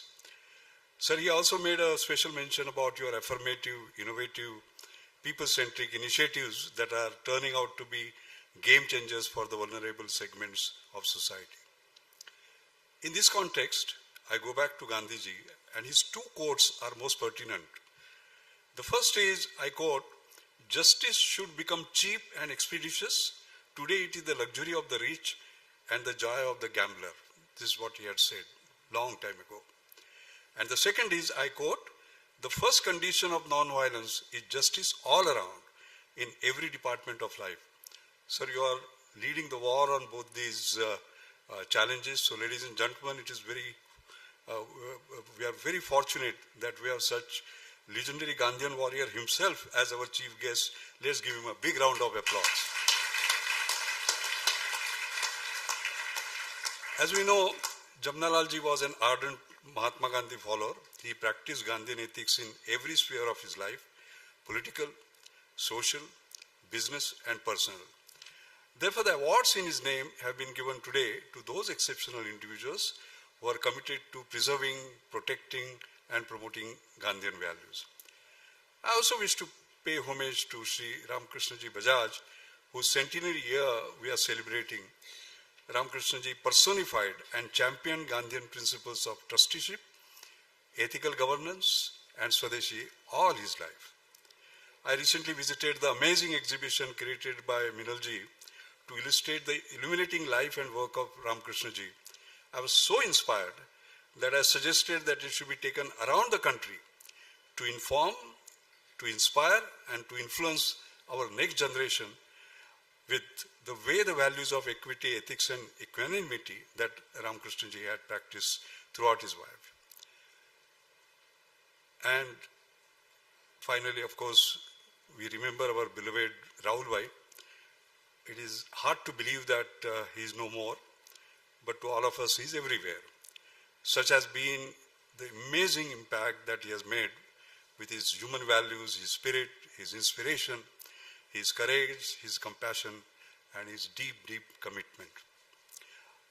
I want to pay homage to legendary M.S. Swaminathan, who left for his heavenly abode 70 days ago precisely.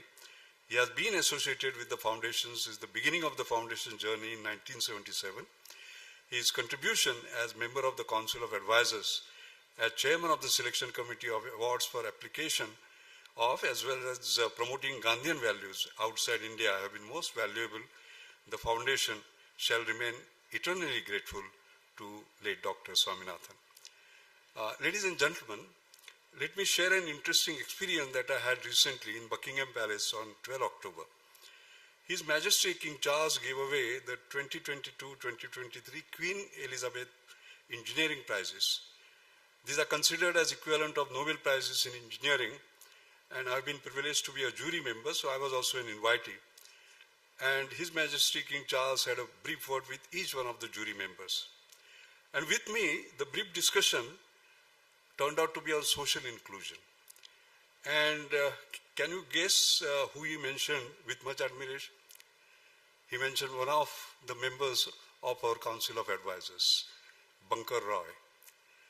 And he said, as to how he admired Bankar for his barefoot college, which, as we know, is an exemplar in rural empowerment and sustainability. Interestingly, His Majesty King Charles specifically mentioned about the power of decentralization and the power of Gandhian thoughts in today's world. That was very interesting.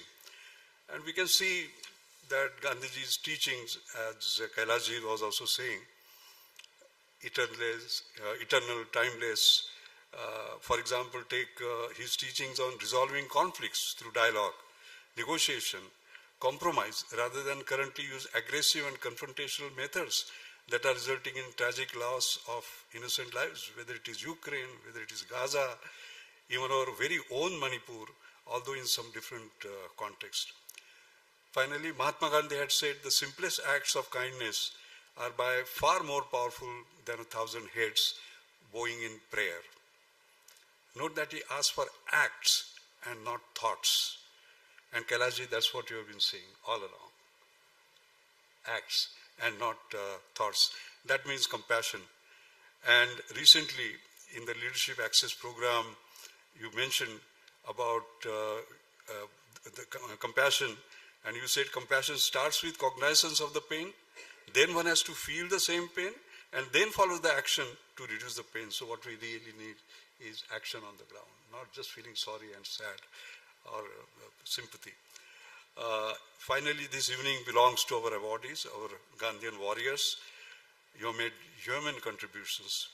We salute you, not only for your inspiring life and work, but also the way with which, with amazing perseverance, amazing passion, you have pursued a noble purpose, creating a better world for all with timeless Gandhian values. Ladies and gentlemen, let them give a collective thunderous applause. Thank you.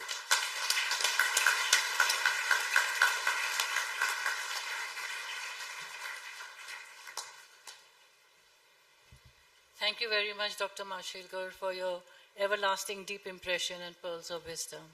It is my privilege to now invite our Chief Guest, Honorable Dr. Justice Dhananjaya Chandrachud, Chief Justice of India, to present his keynote address. Justice Chandrachud.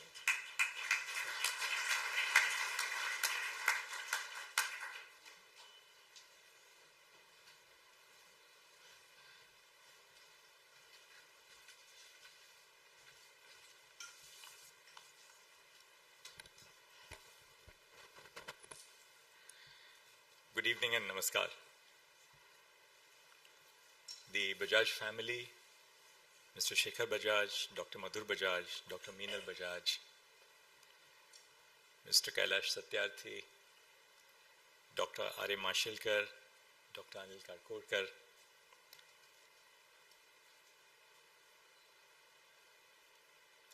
all the distinguished awardees, Dr. Lalita Regi and Dr. Regi George, Dr. Ramalakshmi Datta, Ms. Sudha Varghese, Mr. Rahan Abakamar, and all the dignitaries present here. 75 years ago, several nations across the world joined India in being freed of the colonial yoke. But so many of these nations have fallen by the side. They attained independence, but they were unable to attain true self-governance. India is unique because we have been able to sustain democracy. What is it that sets India apart from so many nations across the world which became free with us around the same time, but were not able to sustain freedom as a way of life? Some may possibly say that we internalized democracy, that we have internalized constitutional values. At the birth of the Constitution, Dr. Babasaheb Bhimrao Ambedkar, whose statue we put up in the Supreme Court just on Constitution Day this year, said, will the Constitution survive? Will India as a nation survive? Because there was a grave doubt at the birth of the Constitution as to whether the nation would survive, because this was a nation which was born out of conflict. A nation which saw the first travails of conflict in the partition that preceded independence India and then continued beyond. So some will say that we internalize democracy. Others will say that, well, the strength of our nation lies in its pluralistic culture, the culture of inclusion, the culture of all-encompassing humanity. Yet others will say that it's the culture of reasoned dialogue, what is being called as the argumentative Indian. In our ability to be argumentative, in our ability to speak to each other, we have ensured that whereas in many other nations, the power of violence and the power of, if I may say so, the power of the gun has got the better of the rule of law, India has survived through all the tough times because of this ability for us to engage in dialogue. But today's evening tells us that there's something far more profound which is really happening, and which all the awardees this evening are symbols of, are emblems of. And that, I believe, is a uniquely Indian trait which each of these awardees, and when I say Indian, I mean the subcontinent, I mean Bangladesh as well. The truly unique trait which we as members of the global south and particularly of this society represent, of allowing the submergence of the self, of allowing the submergence of the identity of the self into the infinity. Now, what do we mean by infinity? Science will give us a different description of infinity. Human beings have a different definition of infinity. Men and women of religion give us a different view of infinity. But infinity really is that we submerge our own sense of ego, our own sense of existence in being of service to others. And when we are of service to others, very often we are of service to others, and those others are truly people we may or may not ever know or even come into contact with as personal friends. Of course, many of the awardees have worked within the communities and know those communities. But it is this ability which is so truly unique to our culture, namely the ability to allow yourself to recede into the background and to allow it to be overcome by one unique and overpowering commitment to do good to others who are less fortunate than you, which truly marks us out as a civilization. You would have found that each of the awardees has touched lives beyond their own communities. Each of them have traveled out of the familiar. They have worked at grave peril to their own existence. As Sudha Varghese said, she said, I have lived 1,000 deaths and I have lived 1,000 lives. So it's this sense of fearlessness, namely, that in our effort to do of good and to be of good to the marginalized, that each of these awardees has the ability in themselves to face up to danger and to not allow that danger to overcome your own existence, because there's a higher purpose of human life. And what better way to commemorate that sense of purpose than these awards which have been instituted by the Jamnalal Bajaj Foundation. The Jamnalal Bajaj Foundation, which was founded in 1977, is to my mind a living testament of the enduring legacy of its founder, an icon celebrated for his humanitarianism, philanthropy, and unwavering commitment to social reform. Rooted in the ideals he held dear and the Gandhian ideology he fervently pursued, this foundation has striven to perpetuate his vision. Frankly, I've grown up as a young child, as a college-going lad. I used to devour the newspapers. And anybody who devours the newspapers knows that these foundational awards annually are really national commemorative ideals for people who have truly espoused the cause of India. And I think I'm truly honored, and thank you very much for those very warm words said about me. But I'm truly honored and privileged to be a part of this event, because this is an event which I have looked at from the margins, whether it was traveling in a Delhi Transport Corporation bus as a young college-going lad or in the libraries of St. Stephen's College. The Jamnalal Bajaj Awards, an initiative by the foundation, serves as a profound tribute to individuals who dedicate their lives to the service of others. A heartfelt homage to the enduring legacy of Jamnalal Bajaj ji. This year's celebration holds an additional layer of significance as we commemorate the centenary birth anniversary of the foundation's founder, Ramkrishna Bajaj ji, thereby further enriching the spirit of our gathering. Public service holds a paramount importance in the fabric of a thriving society. The state at a certain level has a constitutional duty to enhance the well-being of its citizens along the lines of equality, justice, and fairness. But what sets apart our society are two words in the preamble to our constitution: fraternity and dignity.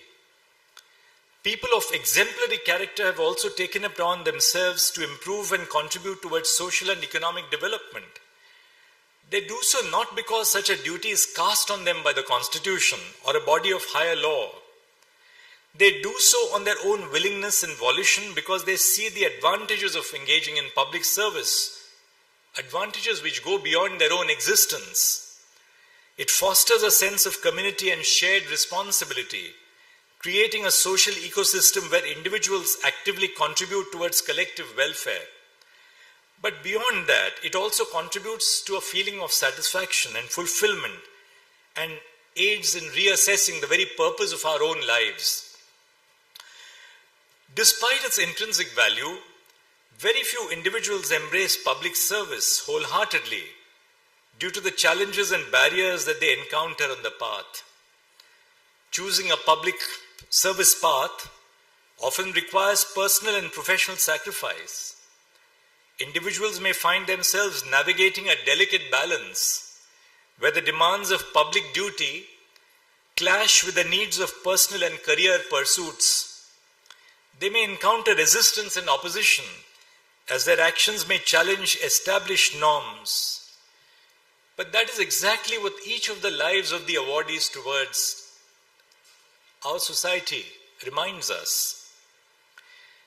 In the face of these formidable challenges, the importance of public service cannot be overstated for community development and growth. Whether it was Nelson Mandela in the anti-apartheid regime, or closer to home, Jyotirao Phule's father expelled Jyotirao Phule and Savitribai from his home, unable to bear the pressure from communities to shut the schools started by the couple which catered to women from backward castes. Those who were marginalized both on accounts of caste and gender. The public threw mud, dirt and stones at Savitribai Phule when she was on her way to the school. Their struggles highlight the complexities individuals face when their urge to contribute to the betterment of society clashes with established social norms. Between the 1980s and the 1990s, we saw the growth of neoliberal democracies across the world. The growth of neoliberal democracy coincided with the growth of free markets and free trade, the growth in GDPs in the developed world. But that was not backed by a true devolution of prosperity, education, and enlightenment to the communities, even in the developed world. Much of the polarization which we see today across the globalized world, the polarization between the right and the left and the center, the polarization which we experience across the world, and India is no exception, is also marked by the growth of social media, the sense of intolerance among communities, the short attention spans which the younger generation has. But truly, this is not just an isolated phenomenon which is a product of, say, free markets and technology. There is something more profound which is going on. And something more profound which is going on is this. It's in the ability of our societies to not realize at a given point of time the true worth of self-sacrifice in pursuit of a wider communal goal, of a wider community goal, of enabling those who are at the margins of our society to realize a better future for themselves. Every day in my life as a judge, I come face to face with injustice. A blind Dalit girl raped by a person who was a neighbor, a woman who has been sexually harassed by persons whom she trusted within the home. Each day of our lives, as judges, we see injustice face to face. And while we try and resolve injustice within the boundaries of the law, we also realize the limitations of the law in creating a truly just society. The importance of the law lies in its ability to create a framework where there is an organized discourse possible. And as I said, where we replace the power of the bullet with the power of reason. But equally, there is justice beyond law. And for justice beyond law, we need to fathom our own hearts, our own communities, to tap the innate goodness in individuals. Because the law can be a source of immense good, but the law can be a source of immense arbitrariness. It depends on who wields the law and what are the social conditions in which the law is wielded. That is why India has a penal code of 1860, which we still apply today. But the same penal code of 1860 has assumed a more humanistic tradition based on the society in which that law is continually evolving. So it is important for us, when we come face to face with injustice, not to look it up as just another passing phase.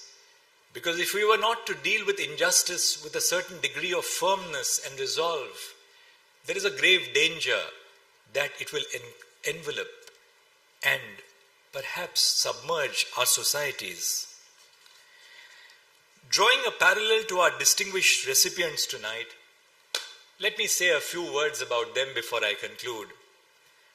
Dr. Reggie George and Dr. Lalita Regi, trustees of the Tribal Health Initiative in Tamil Nadu, we witness a modern manifestation of all these principles that we have spoken out through this evening.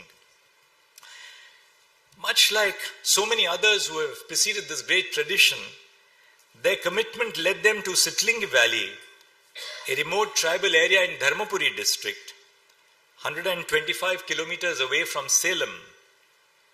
The Tribal Health Initiative, born in 1993 in a modest hut, has been providing medical services to the tribals in Sitlingi ever since. Their service has dramatically improved the health conditions of the inhabitants of the village, where the infant mortality rate has reduced and the nutritional levels of children have improved. I wish to highlight the remarkable work of Sudha Varghese in the category of development and welfare of women and children. Her commitment to fostering self-reliance within Musahars, a scheduled caste community, particularly among adolescent girls, stands as a beacon of a transformative impact. Through innovation and innovative initiatives like Prerna schools and alternative education centers, Mrs. Varghese not only imparts literacy but equips individuals with essential tools for empowerment. Her dedication extends beyond education to encompass skill training, agricultural programs, and challenge traditional gender norms. Her NGO Nari Gunjan has played a pivotal role in educating over 40,000 children and fostering women's empowerment. Groundbreaking initiatives like Sargam Band and support for the first woman auto rickshaw driver in the region underscore her commitment to breaking barriers and promoting inclusiveness. Mrs. Varghese, I thought that one of my contributions to our society was the entry of women in the armed forces. The first women Air Force pilots, women in the high seas, women in the bunkers on the borders. But truly I am humbled by your initiative to bring the first woman auto driver. Because this shows your commitment to breaking barriers. And nothing can break barriers than telling the community that you have someone in your midst who is a woman who is breaking those gendered stereotypes.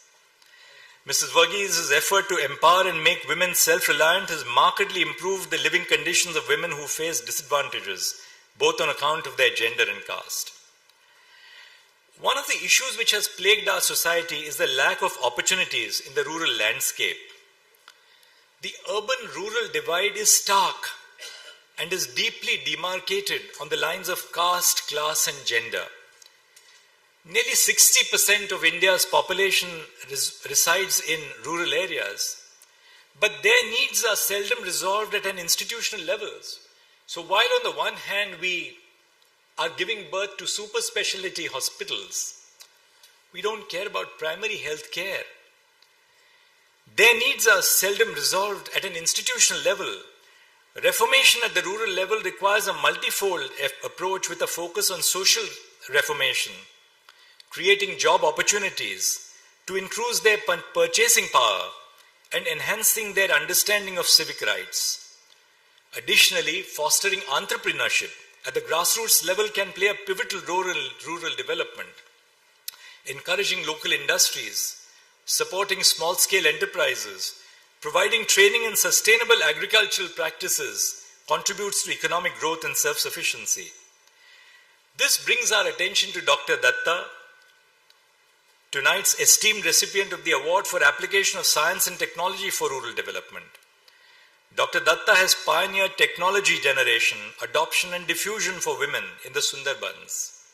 Her groundbreaking initiatives such as growing plants inside closed bottles have reached 17,000 people across 273 villages, fostering better livelihoods and empowerment. Through her modern lab and community-based programs, Dr. Datta aims to bridge social barriers and enhance community well-being. In the remarkable stories of Dr. Datta and the unsung people she helps, we find inspiration to redefine service as an equitable responsibility. I would also like to highlight the global impact of public service as demonstrated by Mr. Raha Nabakumar's endeavors outside India in Bangladesh. 76 non-formal primary schools.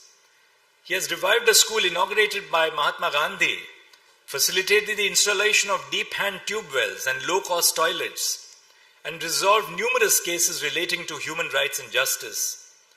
The Gandhi Ashram Trust has helped resolve about 28,000 cases related to domestic violence, community litigations, communal instability, and other forms of violence that affect the peace and harmony in society. People first approach the trust before taking any legal action. His establishment of the Gandhi Memorial Museum stands as a testament to his commitment. These individual acts of service collectively contribute to building a more equitable and compassionate society. These stories depict the transformative power of kindness and compassion in bringing real change at the level of the grassroots. It is imperative for us never to lose sight of the difference between justice and charity. Justice by its nature aims to tackle the root causes of problems. When we talk about justice, it involves addressing the underlying systemic issues that lead to inequality, discrimination, or marginalization within communities. It seeks to create systemic changes that empower communities, ensuring that they have access to resources, opportunities, and rights. For instance, advocating for fair policies, fighting against discrimination, and promoting equal access to education and employment are all ways to pursue justice. On the other hand, charity tends to focus on providing immediate relief or aid to alleviate the symptoms or consequences of those problems. While charity is vital in offering immediate help and support to those in need, such as providing food, shelter, healthcare, and emergency assistance, it often does not address the systemic reasons behind why these issues exist in the first place. And I do believe that the true worth of the work of these awardees is to traverse a life beyond charity into a life dedicated to the quest for justice. Committing ourselves to justice involves touching lives profoundly and creating enduring change through our everyday interactions. While commendable, charitable actions serve as a temporary solution. The awardees today have all contributed through their remarkable work to the pursuit of justice by identifying the systemic failures and tackling them through innovation, compassion, and assistance. In conclusion, as we celebrate the Jamnalal Bajaj Awards today, it is crucial to acknowledge that the challenges that we confront today must push us to innovate and collaborate for a more just and compassionate society. These challenges encompass systemic issues like socio-economic disparity, environmental degradation, and societal prejudices, beckoning us to channel our efforts to bring about positive and collaborative change. Let this exploration serve as a resounding call to action. Let us weave together the threads of justice and fairness, not merely as words spoken, but as inspirations fulfilling and fueling our actions. May this ceremony ignite the spark in each of us to script a life of justice and selflessness into the fabric of our inclusive society's tapestry. Thank you all, and may our collective endeavors continue to illuminate the path towards a more just, equitable, and compassionate world for the generations to come. And when it is time to pass on the baton, as each of us has to, whether in our work, in our existence, or in our communities, may we then pass on the sense of optimism in which the work of each of these awardees today is grounded. Namaskar. Thank you.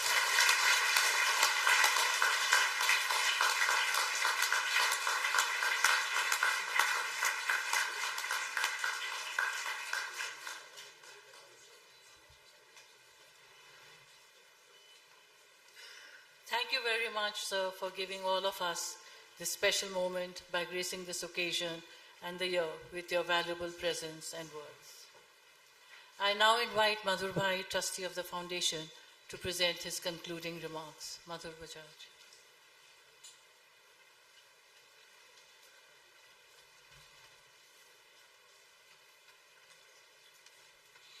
Namaskar.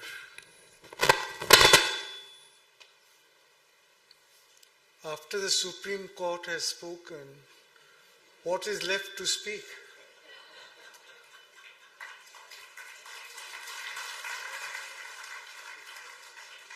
But I shall try.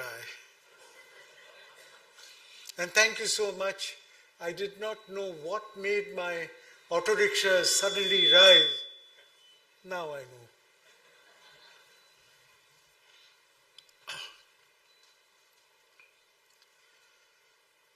Respected Chief Guest, Honorable Justice Shri Dhananjaya Chandrachud, esteemed dignitaries on and off the dais,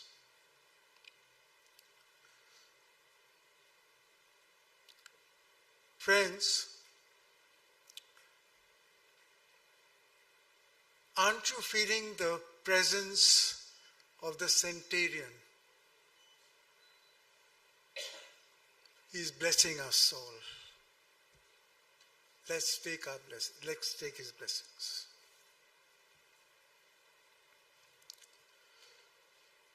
Some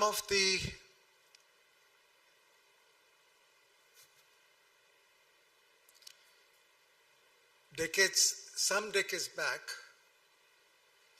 Rahul Bhai wrote that the light lit by Jamnalal ji and supported by Ramkrishna ji will not be allowed to be dimmed. And my generation and that which will follow will make sure that the light goes on. And I'm happy to say that the light is still flickering and will continue to flick. Let me consolidate what many of the speakers have said about my father being his centenary year. Puja Ramkrishna ji was way ahead of his times. He recognized the value of credibility of the manufacturer or the seller to the customer by following fair trade practices to sustain the business. Kakaji, in Marwadi we call our father in that way.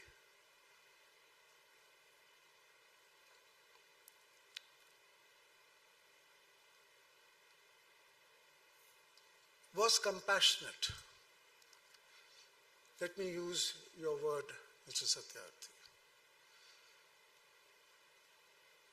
He founded various institutions,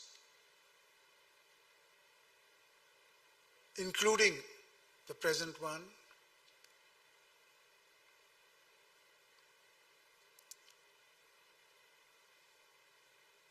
and supported them wholeheartedly.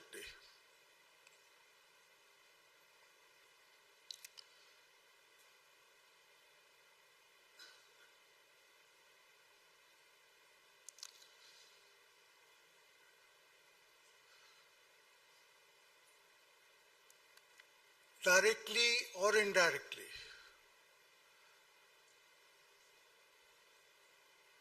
the objective was to touch, to benefit, to make happy the poor, which Gandhiji would have wanted.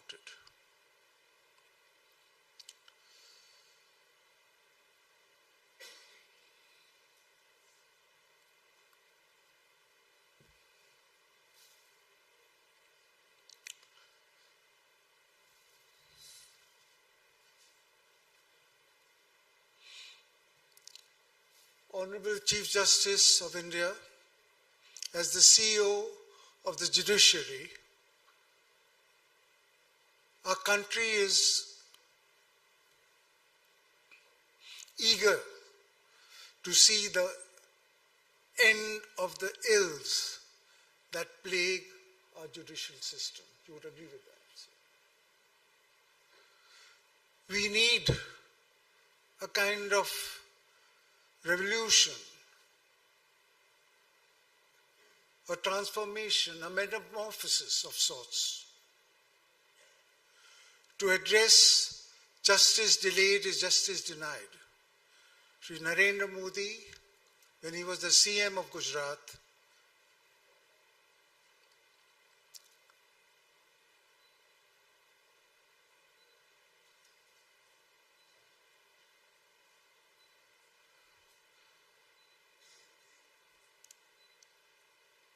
he mentioned to us that he had been able to bring down the pending cases to just 1 year. He didn't do any magic, no rocket science. He did what was obvious. Things like reducing the number of adjudication, what do you call it? Adjournments, right?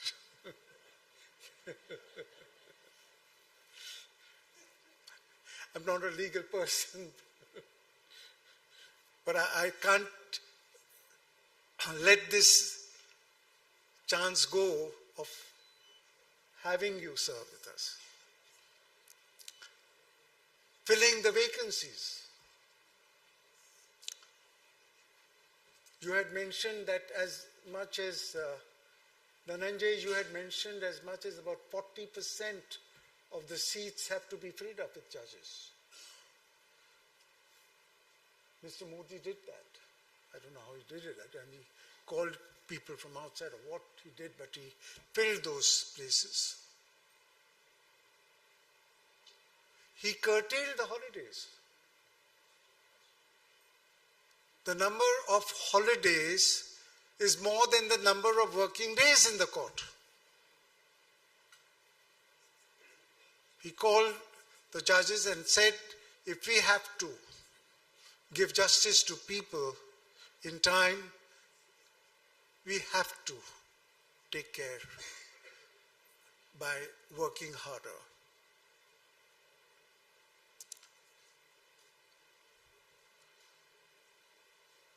And he also appointed adequate mediators and arbitrators and small courts and discouraged intermittent hearings. So I have taken the liberty of passing a letter to you, which because of the constraint of time, I cannot now speak further, but the letter contains it all. So I hope you'll have the time to see it.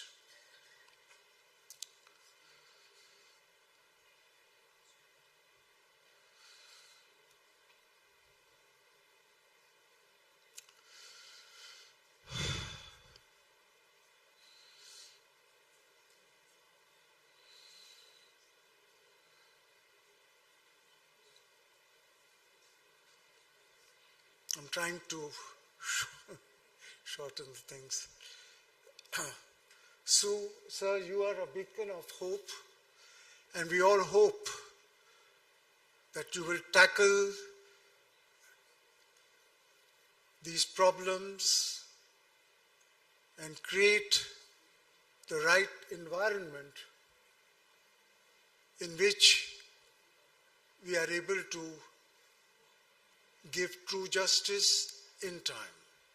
It may take time, it will go, of course, beyond your tenure, but if you begin the right systems, that could be followed on by your future successors.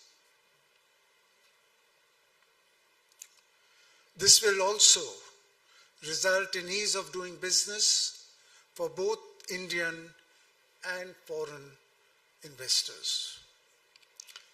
Fellow dignitaries, the awardees,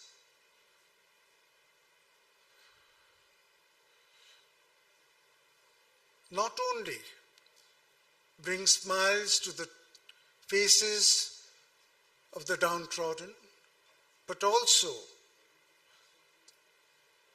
preempt those from falling into the wrong hands, especially of the antisocial elements. I perceive that these Naxalites and Maoists, if they had the right opportunities, they would have been good citizens of our country. Therefore, we need more of such warriors.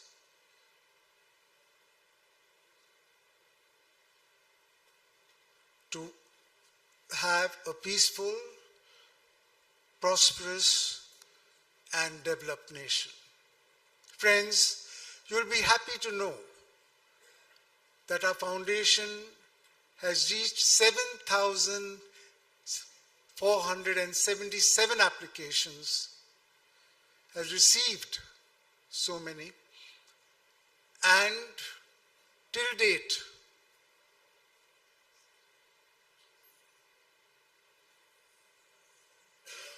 not to forget that there are many other institutions like ours, so the numbers would swell up much more. This is only of the Jamnalal Bajaj Foundation. The applications have come from 28 states and 6 union territories. That's the number more than what BJP would have.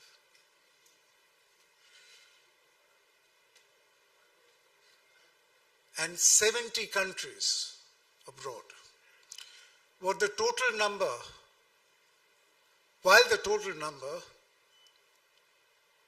of awardees are 176 from 21 states in India, the top 3 states having the highest number of awardees are Maharashtra, 33, Gujarat, 16, Tamil Nadu, 14, while there are 19 foreign countries wherein USA tops the chart with 10 awardees, followed by France, 4, and Bangladesh, UK, Indonesia, Japan, and Lebanon, 2 each. Friends, this morning I heard a whisper. Yes, a whisper from my father, who chided me for not giving due recognition to a lady who has been involved from the inception of the whole process, calling for applications, shortlisting them with the selection committees for the advisory council to select the, making all the arrangements for the function, being the string that ties up all the pieces together. Please join me in giving a thunderous applause to the Honorary Director of our foundation, Mrs. Jamnalal Bajaj.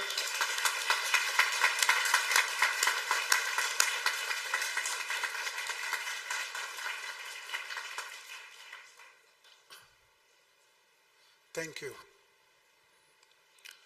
On behalf of our foundation, our heartfelt gratitude to our Honorable Chief Guest, the trustees, Council of Advisors, our 4 selection committees, the awardees, the warriors, Gandhian warriors,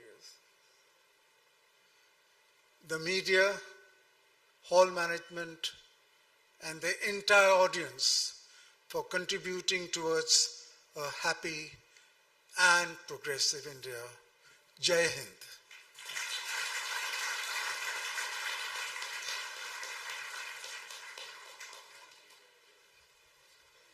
Thank you very much, Madhurbai. Let us all now rise and sing together the national anthem, after which I invite all to join us for the refreshments.